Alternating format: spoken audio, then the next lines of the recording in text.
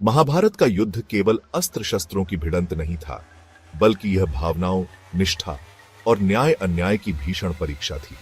इस कहानी का सबसे दुखद अध्याय कर्ण का जीवन, संघर्ष, वीरता और उसकी मृत्यु है। साथ ही युधिष्ठिर द्वारा स्त्री जाति को दिया गया श्राप भी इस महाकाव्य का एक महत्वपूर्ण और विचारणीय पक्ष है।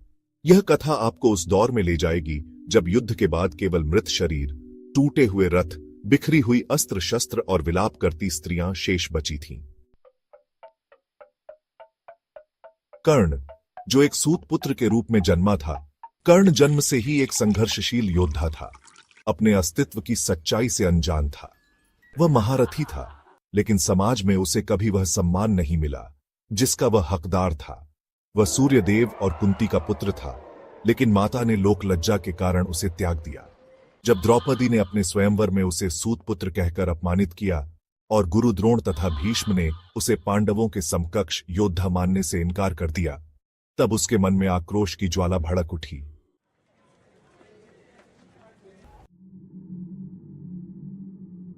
राज्यसभा में कृष्ण का सत्य उजागर करना। जब युद्ध शुरू होने वाला था, तो श्री कृष्ण ने कर्ण को उसके जन्म का रहस्य बताया और कहा कि वह कुंती का पुत्र है। कृष्ण ने उसे पांडवों का साथ देने के लिए कहा, लेकिन कर्ण ने यह कहते हुए मना कर दिया कि उसने दुर्योधन की मित्रता स्वीकार कर ली है और अब उसे धोखा नहीं देगा। युद्ध के 17वें दिन अर्जुन और कर्ण आमने सामने आए। यह महाभारत का सबसे भयंकर युद्ध था। कर्ण ने अर्जुन को हराने के लिए अपना पूर्ण बल लगाया, लेकिन तभी उसके रथ का पहिया कीचड़ में फंस गया। कर्ण ने युद्ध नियमों का पालन करते हुए अर्जुन से कहा, मैं अभी निहत्था हूं। जब तक मैं रथ का पहिया निकाल न लूं, तब तक मुझ पर वार मत करना। युद्ध समाप्त हुआ। चारों ओर केवल शव पड़े थे। तभी कुंती ने अपने पुत्रों को बुलाया और रोते हुए कहा, कर्ण तुम्हारा बड़ा भाई था। यह सुनकर युधिष्ठिर स्तब्ध रह गए। उन्होंने महाभारत के सबसे बड़े सत्य को जान लिया। उन्हें लगा कि जो युद्ध उन्होंने धर्म के लिए लड़ा था, उसमें ही उन्होंने अपने सगे भाई को मार डाला। युधिष्ठिर को गहरा आघात पहुंचा। उनके मन में कुंती के प्रति आक्रोश जागा। अगर उन्होंने पहले यह सच जान लिया होता, तो शायद यह युद्ध नहीं होता। जब युधिष्ठिर ने देखा कि युद्ध के बाद केवल स्त्रियां ही विलाप कर रही हैं, माताएं, पत्नियां और बहनें अपने परिजनों की मृत्यु पर आंसू बहा रही थीं, तो उनका हृदय द्रवित हो गया। उन्होंने सोचा कि यदि स्त्रियां सत्य को छिपाकर न रखतीं, तो यह त्रासदी न होती। यह दृश्य देख क्रोधित होकर उन्होंने समस्त नारी जाति को श्राप दिया। आज से कोई भी स्त्री किसी भी रहस्य को अपने हृदय में संजोकर नहीं रख पाएगी।